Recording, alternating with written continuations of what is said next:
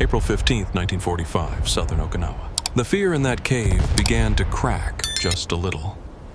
The war wasn't over. But for the first time, Sachiko wondered if the people she had been taught to hate might not be demons after all. That small piece of chocolate would become more than food. It would become proof that even in war, mercy could survive. Inside a limestone cave, Sachiko Nakamura pulled her 8-year-old daughter Yuki close against her chest. The ground shook above them, and from somewhere outside, the muffled sound of foreign voices echoed closer. American voices. For 3 endless weeks, they had lived like ghosts, feeding on wild grass, sipping rainwater collected in rusted cans and praying the battle would pass them by. Yuki's ribs pressed sharply through her thin dress, her eyes wide and distant. She no longer remembered the taste of food or the warmth of sunlight. The radio broadcasts had been clear. Americans were monsters. They would torture civilians, violate women, devour children. That message had been repeated so many times that it became truth in their minds. Better to die with honor, the soldiers said, than to be captured by demons. But death had already begun to lose its meaning. After weeks of hunger and fear, Sachiko no longer had the strength to die. All she could do was hide and hope that somehow the darkness would protect them. Outside, boots crunched over gravel. The echo grew louder. She held her breath and covered Yuki's eyes, waiting for the sound of gunfire or the flash of a grenade. Instead, a quiet male voice called out in broken Japanese, soft but steady, "Daijobu desu. Tabemono arimasu." It meant it's okay, we have food. For a long second, Sachiko didn't move. Was it a trick? A trap? Every story she had ever heard told her not to believe it. But the voice didn't sound like a monster, it sounded human, almost gentle. Moments later, a hand reached into the cave, not holding a weapon, but a small brown package. Inside was something she had never seen before, a bar of chocolate. By the spring of 1945, Okinawa was no longer an island of coral and song. It had become a graveyard of hunger. Nearly 300,000 civilians were trapped between 2 armies, locked in a desperate struggle for control. Every hill, every cave, every rice field turned into a battlefield. The Japanese military had taken all remaining food for their troops. To them, civilians were a burden, not a priority. Families scavenged what they could. Wild roots, bitter grass, bits of bark boiled into thin soup. When the rain came, they placed rusty cans beneath the drips, collecting what little they could drink. The familiar Okinawan diet of sweet potatoes, vegetables, and fish had vanished. Villages were bombed into silence, and fields were cratered with shell fire. For most people, the only shelter left was underground, a world of darkness filled with whispers and the smell of damp earth. Starvation did more than weaken bodies. It broke spirits. Parents watched their children fade, unable to help. Mothers tore small pieces from their own clothing to chew on just to quiet the gnawing pain inside. The old died quietly in the corners of caves too weak to speak. Many weren't even buried. By April, more civilians had died from hunger and disease than from bullets or bombs. Malnutrition left children swollen and hollow-eyed. Their bellies puffed while their arms shrank to thin sticks. Adults could no longer carry the wounded or fetch water. Entire families sat in silence waiting for the end. The deeper tragedy was invisible hunger eroded what made them human. Neighbors stopped sharing. Some fought over scraps. The bonds that had once held Okinawan villages together, trust, community, compassion, crumbled under the weight of starvation. Up above, the war still raged. But beneath the island's surface, another battle unfolded, one between despair and the faint hope that someone somewhere might still remember they were human beings. It was in this world of silence and decay that the first unexpected acts of mercy would soon arrive, carried not by saviors in uniform, but by the very men they had been told to fear most. Before the first American soldier ever set foot on Okinawa, a different kind of battle had already begun, a war for the mind. For years, the Japanese government had built an invisible army made of words. Radio broadcasts filled the air with chilling warnings Americans were beasts without honor, half-breeds, who would torture and devour anyone they captured. Leaflets and classroom lessons painted the same picture. Even songs taught to children spoke of brave soldiers dying before falling into enemy hands. By 1945, those words had sunk deep. Every family had been told that surrender meant humiliation worse than death. Village elders repeated the orders anyone who showed a white flag would be executed as a traitor to the emperor. Mothers were issued grenades for family suicides. Some were told to save one for their children. The propaganda didn't just create fear, it created faith. Faith that the enemy was not human, that dying together was nobler than living under foreign hands. In caves across the island, people waited for the American demons, their imaginations filling the silence with horrors far worse than the bombs above. But what the civilians didn't know was that much of what they had been taught came from a government already broken. By the time Okinawa fell under siege, Japan's leaders knew the war was lost. Yet the machine of lies kept running louder than ever, demanding sacrifices that could no longer change the outcome. In the darkness, fear became its own kind of weapon. It didn't need bullets to kill it, only needed belief. And by the time the American voices reached the caves, that belief had hollowed the people out, leaving them trembling and ready to die. Soon, though, something unexpected would happen. The same civilians who had been told to fear Americans as monsters would find themselves face to face with something entirely different. Not cruelty, not torture, but kindness, simple, impossible kindness that would shatter everything they had been made to believe. While Okinawan civilians hid in caves, starving and afraid, the American war machine rolled forward with something Japan had never seen before: abundance. Every U.S. soldier who landed on the island carried more food than most Japanese families had seen in months. Their packs were heavy with canned meat, chocolate bars, crackers, instant coffee, and even cigarettes. To the Americans, this was normal food, was fuel, a necessity to fight and stay alive. To the starving people of Okinawa, it was unimaginable wealth. This wasn't luck or excess, it was strategy. The American military had built an entire system around the idea that well-fed soldiers fought better, thought clearer, and survived longer. They called it logistics, an art as powerful as any weapon. Each man received roughly 700 calories a day.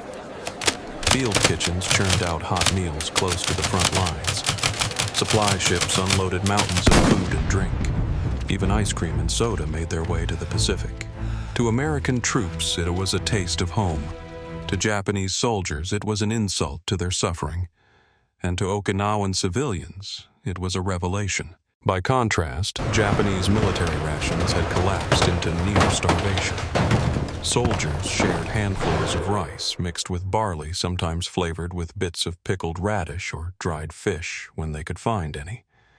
Many resorted to eating weeds or scavenged roots.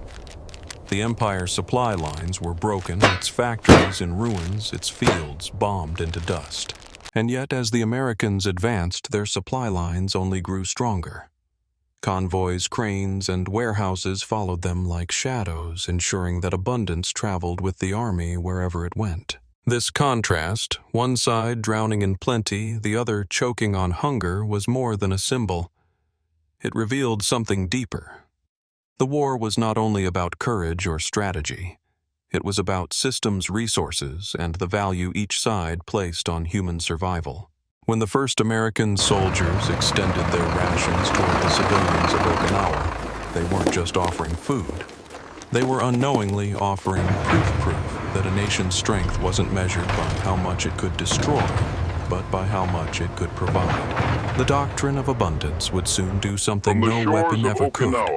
It would begin to heal the wounds of war, one meal at a time. An intricate network of men and machines.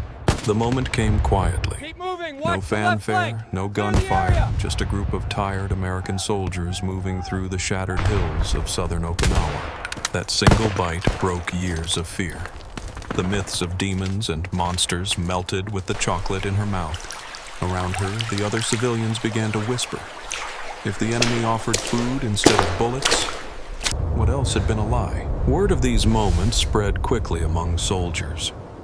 Men who had been trained to kill now found themselves handing out candy biscuits and canned meat. The battlefield began to change shape, not just physically, but emotionally. For the Okinawan civilians, that first taste of chocolate was more than sugar. It was the first taste of safety, of compassion, of possibility. It reminded them that even in war, kindness could still exist. And for the soldiers, it was a different kind of victory. The kind that doesn't come from conquest, but from humanity rediscovered. Private Tommy Kowalski from Chicago had already seen too much. He'd fought across the Pacific from jungles to beaches, losing friends to fanatical Japanese resistance.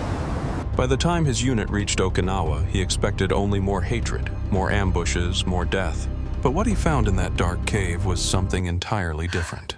There were maybe 20 people please inside. Stop. Don't Old go any men, further. Women and children. Every one of them looked half alive, their faces pale and hollow eyes wide with terror. The smallest of them, a little girl no older than 8, clung to her mother's arm so tightly that her fingers had turned white. They were too scared to cry, Kowalski later wrote in a letter home. They just stared at us like we were ghosts. He opened his ration pack and pulled out what little he had, a chocolate bar wrapped in silver foil. Slowly he crouched down and extended it toward the child. She didn't move. Her mother whispered something, shaking her head. The propaganda had done its job. Americans meant death, but hunger was stronger than fear. The girl reached out, trembling, and took the bar. For a long moment, she just looked at it, unsure if it was real. Then she bit into it. The sweetness hit her tongue, rich and warm and completely foreign. Take this can right She here. blinked eyes There's wide plenty more as if she coming. couldn't understand what she was tasting. Chocolate, something she'd never even heard of before. Kowalski watched as the little girl's expression changed from terror to disbelief and finally to something fragile but unmistakable joy.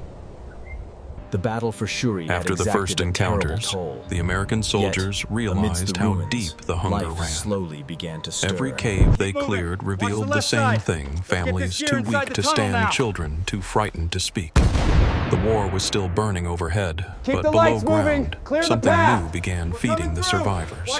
For the first time in months, people laughed softly. The soldiers joked. The villagers smiled. The smell of gunpowder faded everyone, beneath the stay scent calm. of coffee. We're gonna get you out of here Teacher safely. Hanako Suzuki, one of the survivors, later recalled. He poured the cup and gestured for me to sit. For the first time in months, I felt human again. That moment mattered more than anyone realized.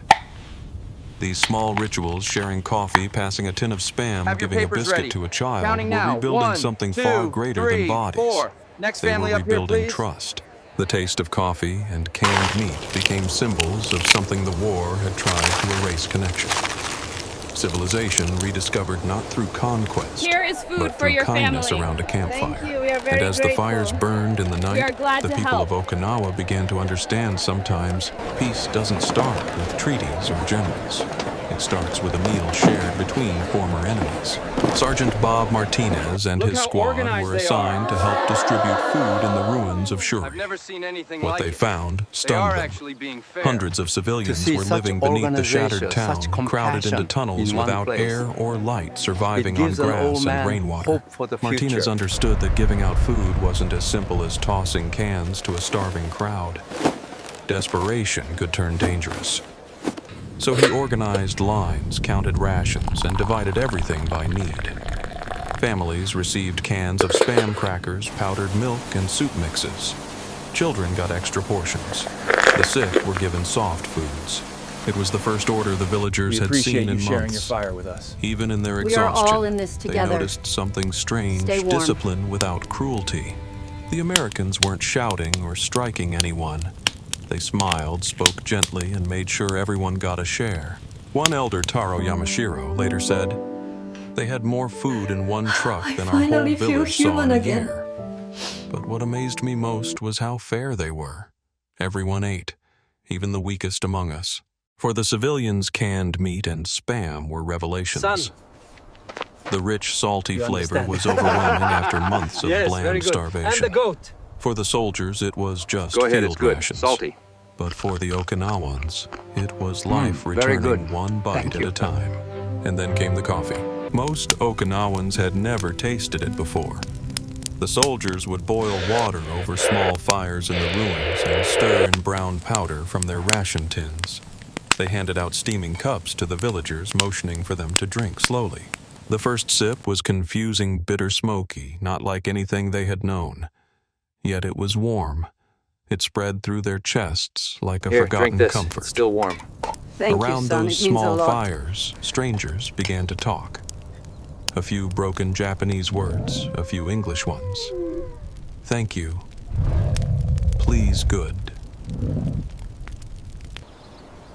Among all the things the Americans shared, one small gift made the biggest noise not through explosions, but through laughter.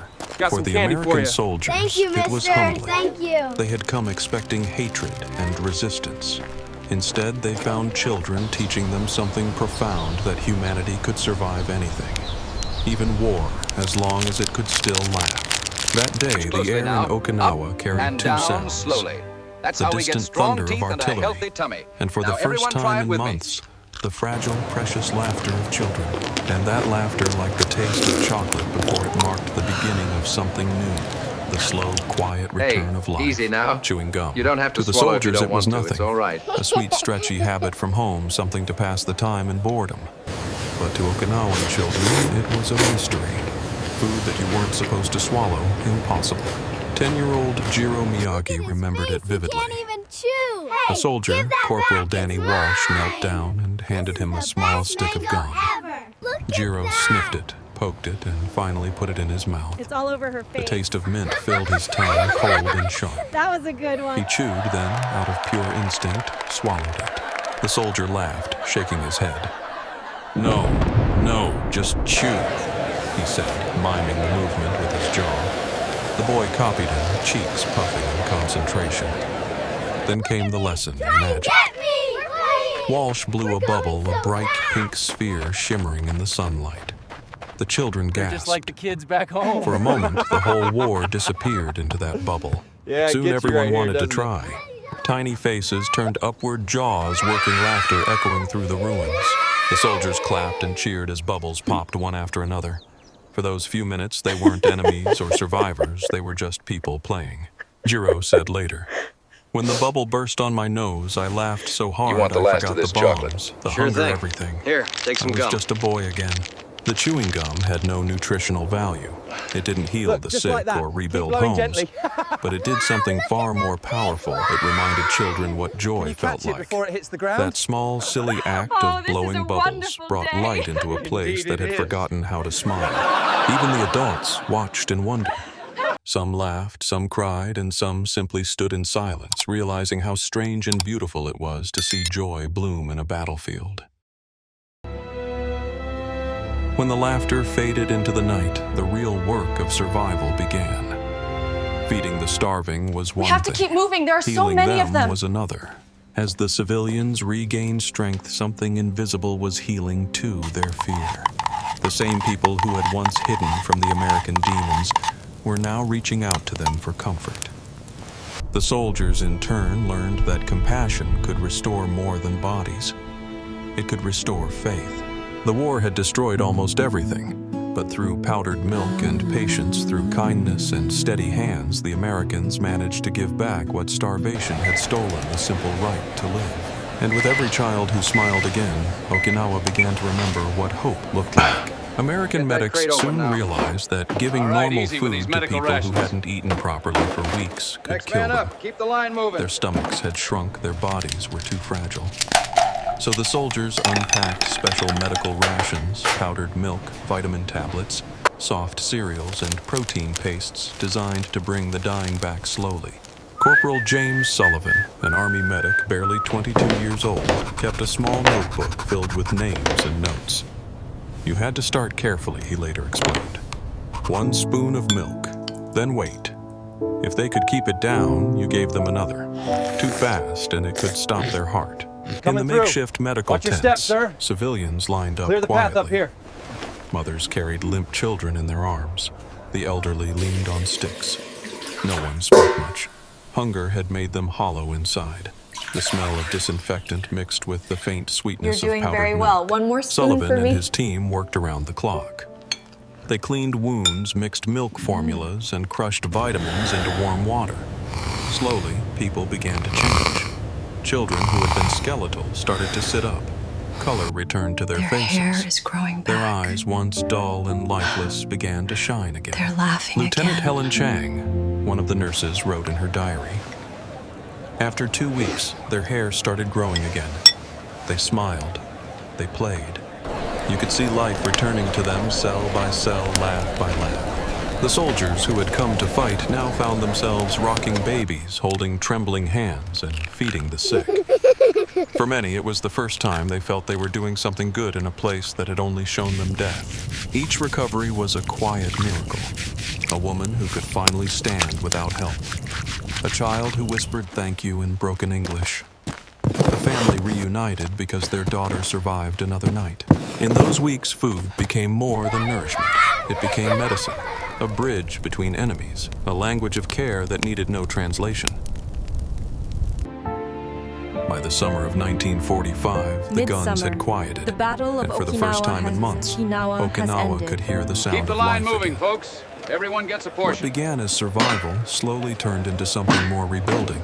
Food, once a weapon of control, turned into a tool of We must collaboration. ensure all The supplies meals became reach a their language of destination. peace. Through these simple exchanges, people who had once seen each other as monsters began to understand each other as human. Soldiers discovered the quiet resilience of the Okinawan people. Civilians saw the compassion of men who just months before had been invaders. Slowly, the island began to rebuild not just its homes, but its heart. And in that fragile rebuilding, a new idea was born that maybe peace wasn't about surrender or victory.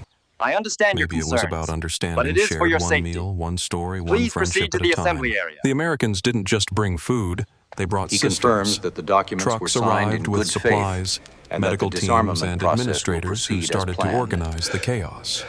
Can They you say thank registered you? families, rationed food Good. by household, and treated friends? everyone rich or Friends? poor, old or young the same. For a people used to how we rigid prepare the hierarchies sweet and potato. orders shouted from above, this sense of fairness felt revolutionary. us. Captain William Hayes, who led civilian affairs in southern Okinawa, oversaw food distribution for more than 150,000 displaced people. Go ahead, We try were a little feeding bit. more We civilians used than this spice lived for in some flavor. American cities, he later said. Delicious. It wasn't easy, but we made it work. His team built order out of ruin. And amid that order, connections Wait, began to that's grow. actually really Corporal good. Eddie Who Nakayama, would've a thought? Japanese-American from Hawaii, became Please, an eat unexpected more. There bridge is enough between for two everyone. worlds. Fluent in both languages, The he children helped are terrified certainly villagers enjoying the milk. understand what the soldiers were saying. When they realized that this enemy was also Japanese by blood, they were stunned. They couldn't believe I was alive, We can put the main Nakayama structure recalled. here, away They from thought the all bloodline. Japanese in America Yes, had been but killed. The common area When needs I to be told them central about to my the family in community. Hawaii, They are how safe. I grew up The house American but survived, still and my honored family is Japanese living well in traditions, it Honolulu. shattered their image of what That an is enemy wonderful could news, be. Nakayama-san. That kind of realization happened everywhere. Around campfires, soldiers shared stories about their homes, Kansas, Texas, New York. Watch the The rafter civilians right there. shared memories of their villages of harvest festivals lift and it up high. ancestors long And gone. hold it steady. Language didn't matter Be careful much. with that tray, Mijo. Gestures, smiles, and shared meals These said look enough. delicious, Elena. Lieutenant Save some Dorothy for me. Kim, a home economics instructor, Adapt started to holding survive. small classes for Okinawan women. She taught them how to cook with the ingredients the Americans had brought: flour, canned meat, powdered milk. But she didn't force change, she blended worlds. We weren't trying to make them American, she said.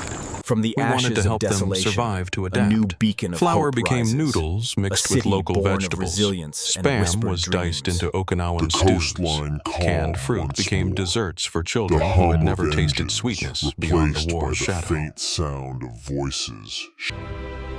By August 1945, the war was finally over. The guns fell silent, and a fragile peace settled Here you over are, the sir. shattered Keep warm. island of Okinawa. Thank you, truly. We appreciate this. Where once there had been hunger and fear, there was now the smell of cooking fires and the quiet hum of rebuilding. got the And in the end, it food! wasn't generals or treaties that built the peace between Japan and America. It was ordinary Here you go, people ma'am. who, One in box per humanity's family. darkest Thank hour, you, soldier. chose We mercy appreciate over it. vengeance. Because sometimes the smallest acts, offering a meal, a smile, a piece of chocolate, can change the world. More than 200,000 Okinawan civilians were receiving food from American supplies every day. What began as emergency aid had become a way of life. Meals shared between people who had once been enemies. You like? And in that simple act Good. of sharing Thank something you. remarkable, happy trust began to take root. The transformation was visible everywhere. Children who had once been too weak to stand now ran barefoot through the ruins, laughing The their days are bellies long, full. and the nights are Mothers who longer. had hidden their daughters in the dark But there are now moments, watched little them flashes. play in the sunlight with American soldiers who offered chewing gum and smiles. Elderly villagers who had cursed the foreign demons now brewed coffee for the men who had saved their lives.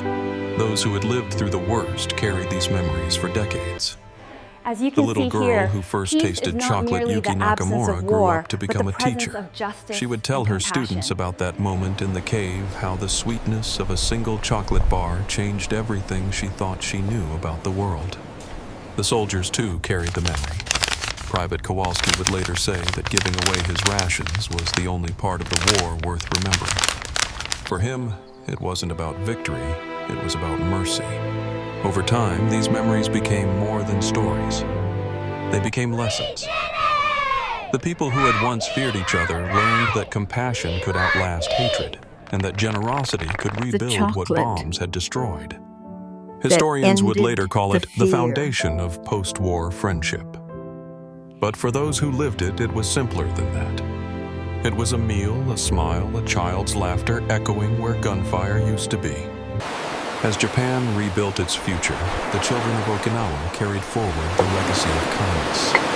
Many grew up to become teachers, interpreters, and diplomats, the human bridge between two nations that had once tried to destroy each other. The taste of chocolate, the warmth of coffee, the laughter over chewing gum. All these small human moments became the hidden thread that tied former enemies together. If stories like this move you, help us keep them alive. Subscribe, share, and join us As the for the bells next and drums untold ring chapter of together, history where they compassion, create a courage, single and sound of humanity harmony shape the world in and ways we remembrance. often forget.